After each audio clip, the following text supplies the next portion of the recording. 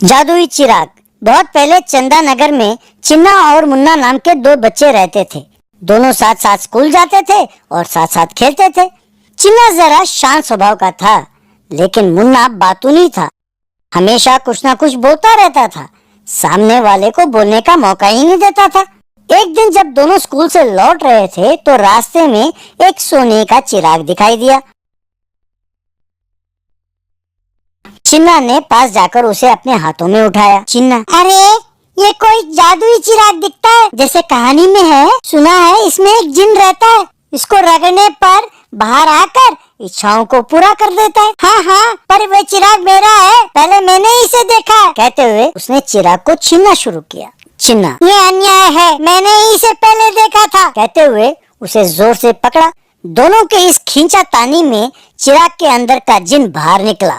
जिन, मुझे बाहर निकालने के लिए धन्यवाद, क्योंकि आप दो, इसलिए मैं आप दोनों को एक एक वर दूंगा। किसे क्या चाहिए आप ही तय करें। कहते हुए उसने हवा में अपना हाथ घुमाया और एक छोटी सी डिबिया और सोने से भरा एक थैली प्रकट हुआ। जिन ने कहा, इन दोनों के बारे में बताता हूँ, सुनो। कुछ कहने की जरूरत नहीं है, एक कोई काम ना आने वाली डिबिया और एक सोने से भरी थैली। मुझे सोने की थैली ही चाहिए। जिन वहाँ से गायब हो गया। दोनों अपनी अपनी वस्तुओं को लेकर वहाँ से चले गए। मुन्ना अपने पैसों से एक आलीशान घर बनाकर नौकर चाकर के साथ बड़े आराम से रहने लगा। पसंद का भोजन करता था, अपने दोस्तों से मिलना छोड़ दिया। कुछ दिन बाद उसके पास जो पैसे थे वो खर्च हो गए। नौकरों को तनख्वाह ना मिलने की वजह से वो घर छोड़कर चले गए। पैसे खत्म होते ही उसे अपना घर बेचना पड़ा और वो जाकर एक पेड़ के नीचे रहने लगा। एक दिन चिन्ना वहाँ से गुजर रहा था तो मुन्ना को देखा। मुन्ना, क्या हुआ? पेड़ के नीचे क्यों रह रहे हो? पैसों का क्या हुआ? मुन्ना ने जो हुआ सब बताया। तब चिन्ना, अरे रे, ठीक है, तुम मेरे साथ आकर रहो, तुम्हें कोई कमी नहीं होने दूंगा, ठीक है? वहाँ से दोनों चले गए। उसके बाद एक बड़े बंगले के पास आए। वहाँ नौकरों ने चिन्ना को प्रणाम किया।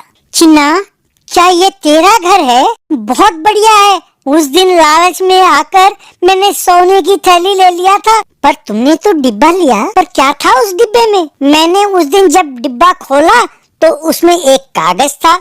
उसमें लिखा था कि जब भी तुम डिब्बा खोलोगे उसमें सोने के सिक्के मिलेंगे। इस तरह जब भी मुझे पैसों की जरूरत होती है तो मैं डिब्बा खोलकर सिक्का निकाल लेता हूँ। इसी तरह धीरे धीरे से ये सब कुछ बनाया है। अरे, उस जिन की पूरी बात ना सुनकर मैंने गलती की, इसीलिए ऐसा हुआ। तब से दोनों खुशी खुशी रहने लगे। तो बच्चों, लालच करना, ज्यादा बोलना और दूसरों की पूरी बात ना सुनना ठीक नहीं है।